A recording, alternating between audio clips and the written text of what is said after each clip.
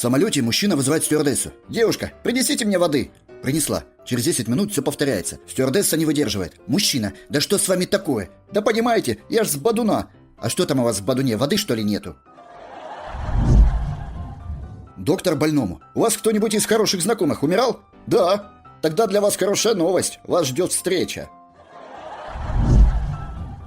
Жена разделась и говорит: «Надо взвеситься». Муж внимательно смотрит на нее. «Часы тоже сними». «Зачем часы снимать? Время нынче тяжелое».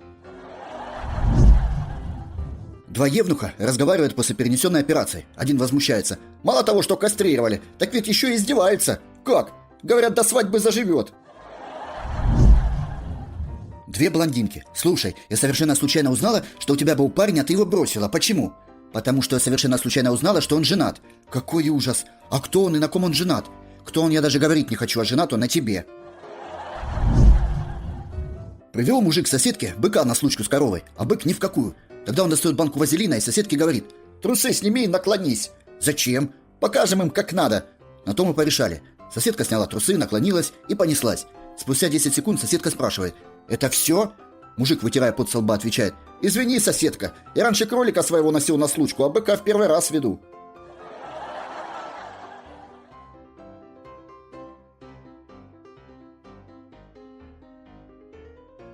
All right, everyone's presentations are done. Nick, the manager, said as he tried to move the discussion forward. Excuse me, I haven't. I recently found out something. Nick interrupted me and began to speak. There's apparently someone in this department who didn't graduate high school and is just a part-timer. Meetings should be for employees only.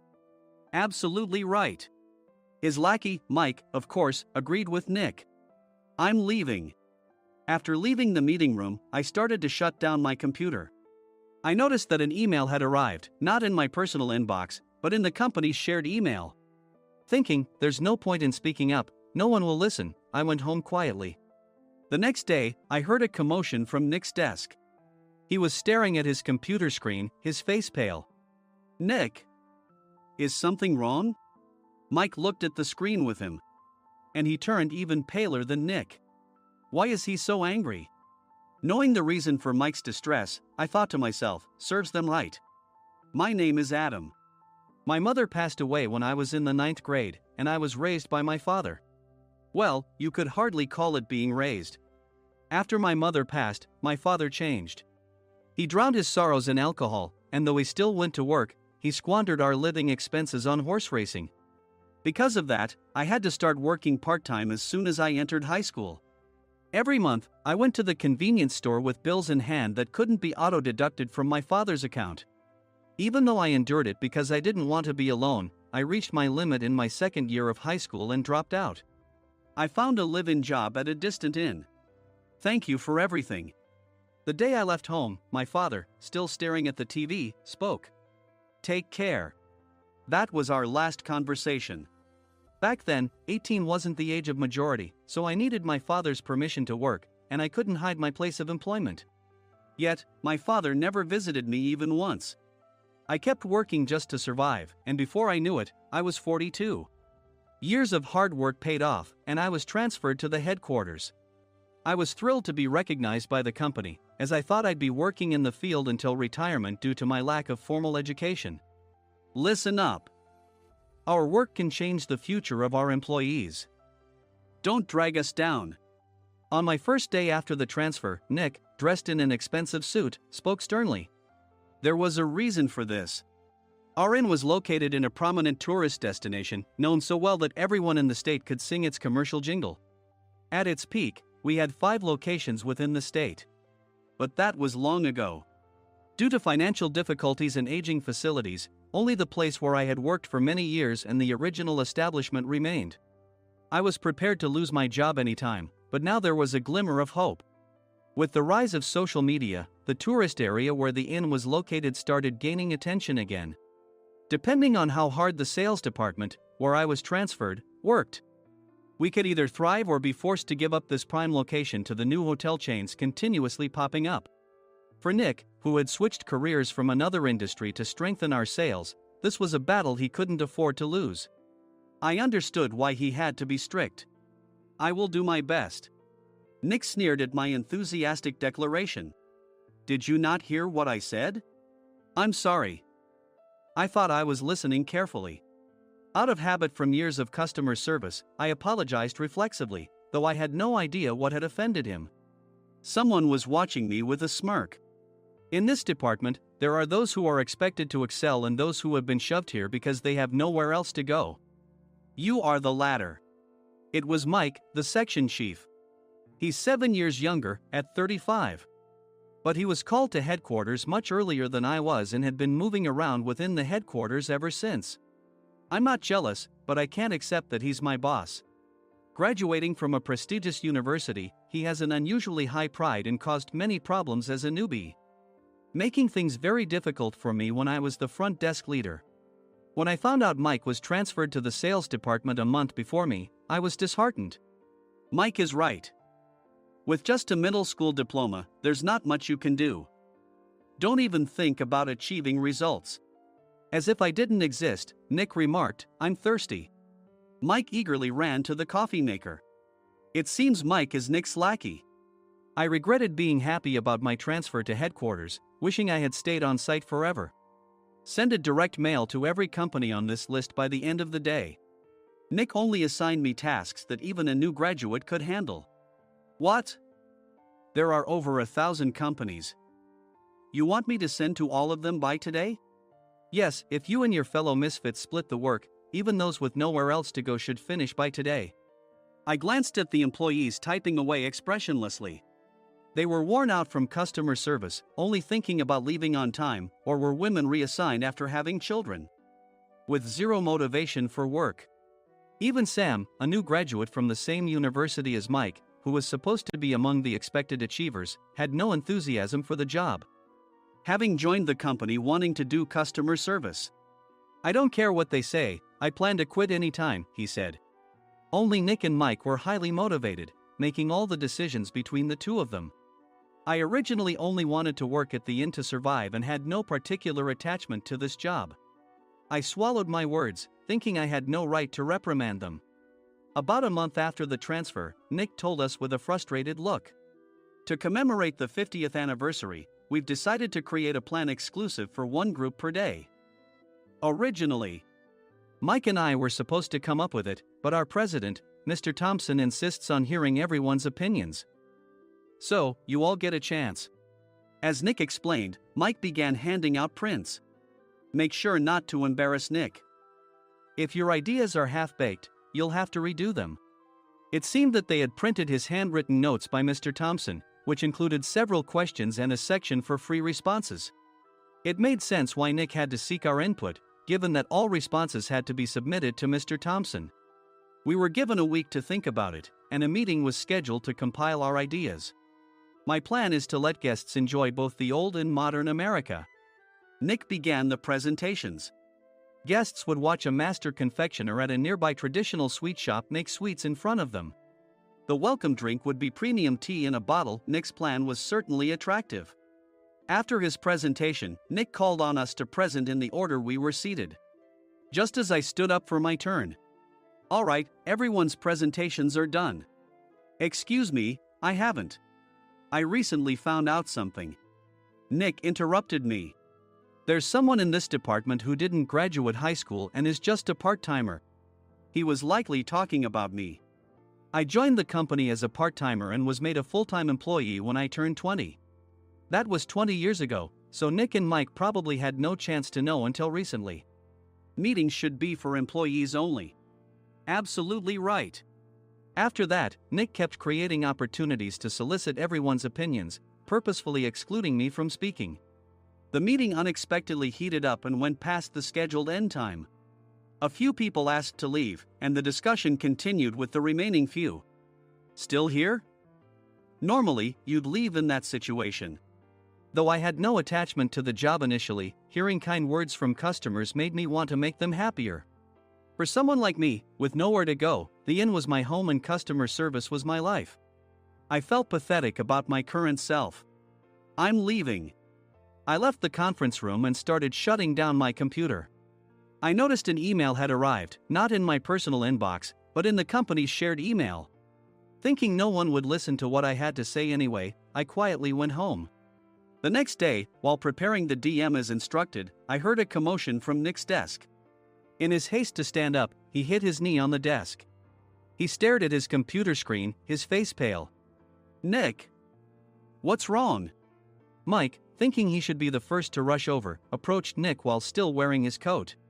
He peered at the screen with Nick. And he turned even paler than Nick. Why is he so angry? Who is responsible for this company? Nick, more irritated than ever, asked, and Mike answered without checking. Probably Sam. Sam wasn't there because he was attending a morning training session for new hires. Nick gave up on getting angry and returned his gaze to the screen. They were looking at an email that arrived right after the end of the working day yesterday. Apparently, no one, including me, had checked it before leaving. The email was from a large company that used us for their annual employee trips. The president and executives of that company also frequently used our services personally. President of the company, Mr. Mason himself, had declared that neither he nor his company would ever use our services again.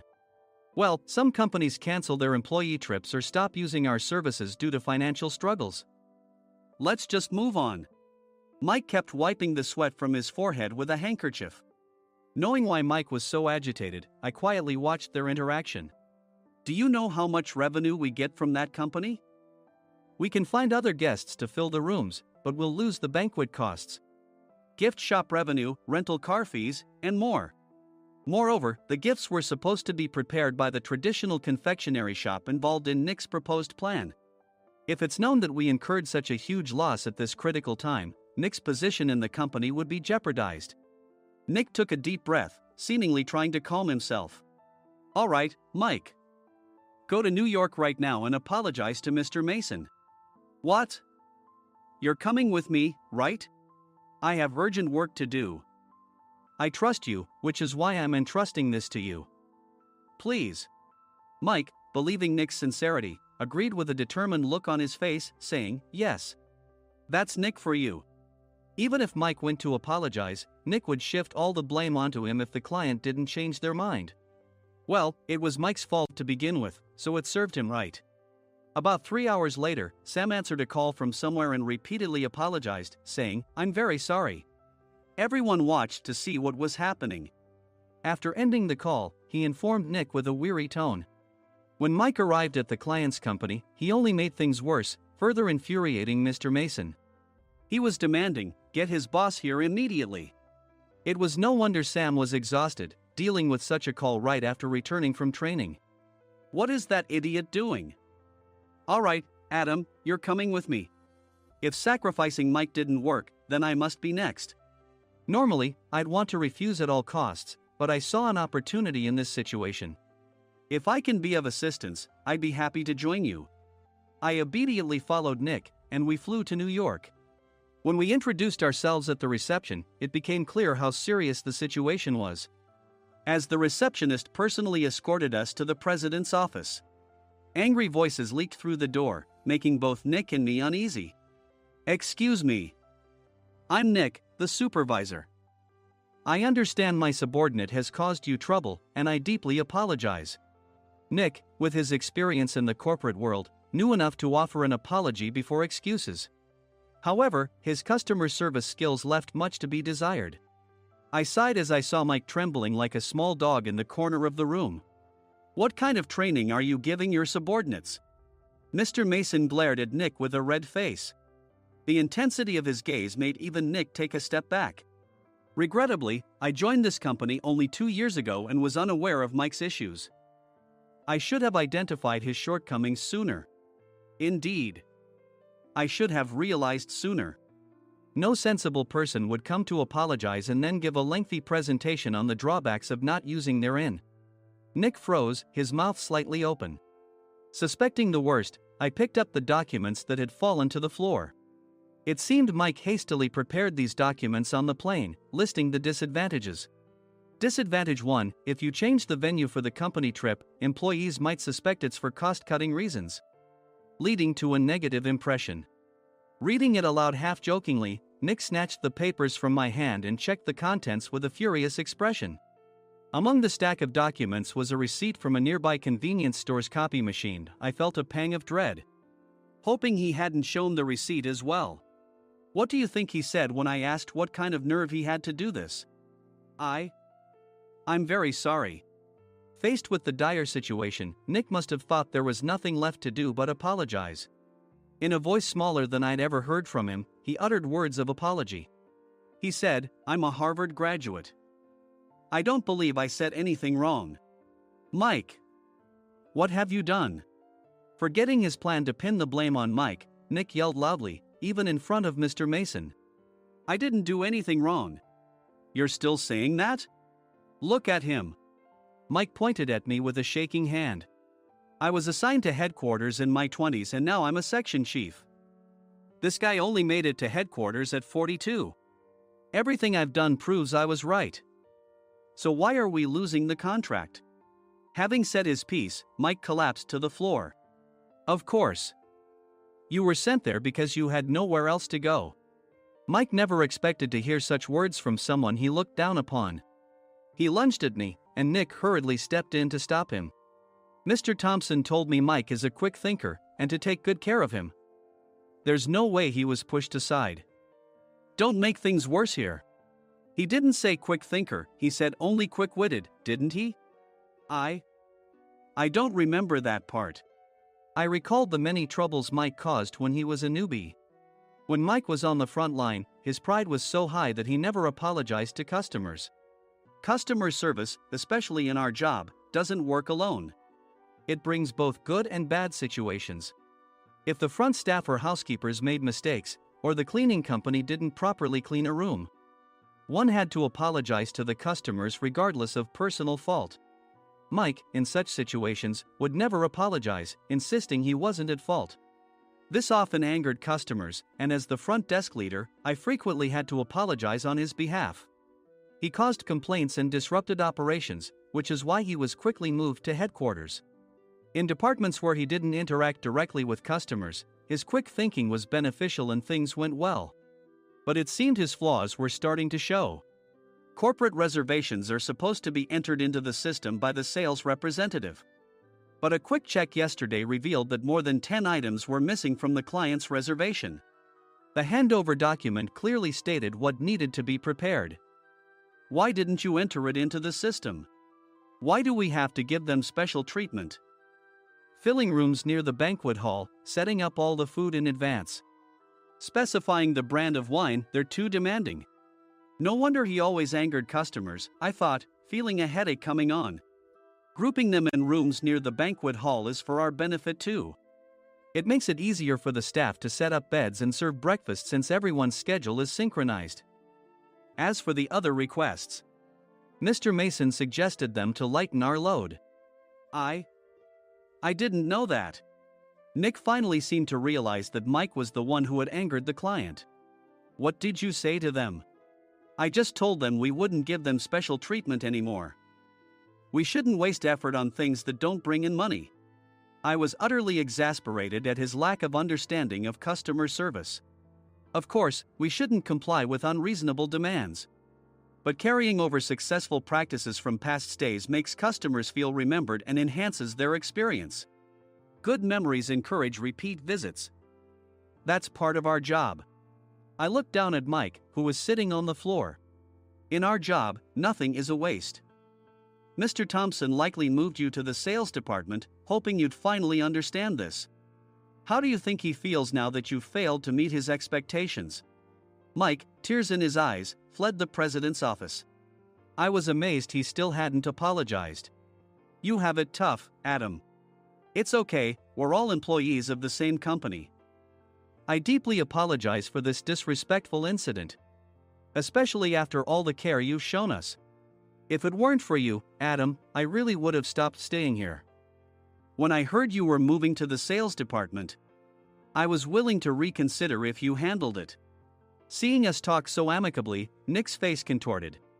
Do you two know each other? Adam's service is excellent. I always requested him specifically. Normally, we don't accept specific staff requests, but we made an exception for Mr. Mason, adjusting my shifts accordingly. He had personally stayed at our hotel just before my transfer, and during casual conversation, I mentioned, "I'm moving to the sales department soon." If I hadn't told him then, things could have been much worse. Please continue to take care of us. I look forward to it. On the return flight, Nick awkwardly offered me a can of beer. It's still working hours. Of course, I had no intention of forgiving him for a single beer. Nick might try to pin everything on Mike and avoid any consequences. While pondering this, a startling fact came to light. "Nick, the tea bottles for the plan have arrived." I handed Nick a bottle labeled with our inn's name. "They look good." "What are you talking about?" "These are plastic bottles. I had assumed we would use the trendy, high-end bottling tea. But what arrived were ordinary plastic bottles of tea with customized labels. The only unique aspect was the label, which had the inn's name, making it look customized. Upon further investigation, I discovered that a substantial amount of money was set to be paid to the tea company. It was priced like bottling tea. Does this plastic bottle really cost $100 each? The tea inside is specially blended for us. The extra cost is for that. Wouldn't it be better to use another tea company? Or is there a specific reason we must use this one?" As Nick continued to make excuses, I showed him a printed email. I informed the tea company's president, Mr. Mitchell, that we discovered irregular payments and he confessed. He said you two were high school classmates and planned to split the extra money. That idiot. Why did he confess? That's not important. You should worry about yourself, this could turn into a police matter. Opening the bottle cap, I suggested. How about calming down with this tea? It supposedly has a relaxing effect. Nick drank the tea frantically. In the following days, decisions were made about their fates. Mike was reassigned to the General Affairs Department, with no chance of transfer or promotion, as per Mr. Thompson's orders. As for Nick, since the payment to the tea company hadn't yet been made, he narrowly avoided legal trouble. Instead, he was encouraged to leave the company, and to avoid further complications, Nick submitted his resignation. Rumor has it that connections between HR departments have made it difficult for him to find new employment. Even though it was good to have those two gone, something unexpected happened in the sales department. Everyone became motivated and united in refining the 50th anniversary plan. In the end, my plan was adopted. We collaborated with the Tourist Information Center to provide personalized guides. The plan, tailored to the number of guests, was truly special for the 50th anniversary. "Hey, is Adam's family coming to stay?" I immediately booked that special plan for my family. Sam noticed it on the reservation list and quickly picked up on it. "Yes, I'm inviting my father." "That's great. I might invite my parents too." I lacked the courage to face my father just as Adam. But here, with the confidence Mr. Mason praised, I felt ready. The 50th anniversary plan was a perfect opportunity to reconnect with my father. I hoped to bring back the days when we could laugh together as we once did.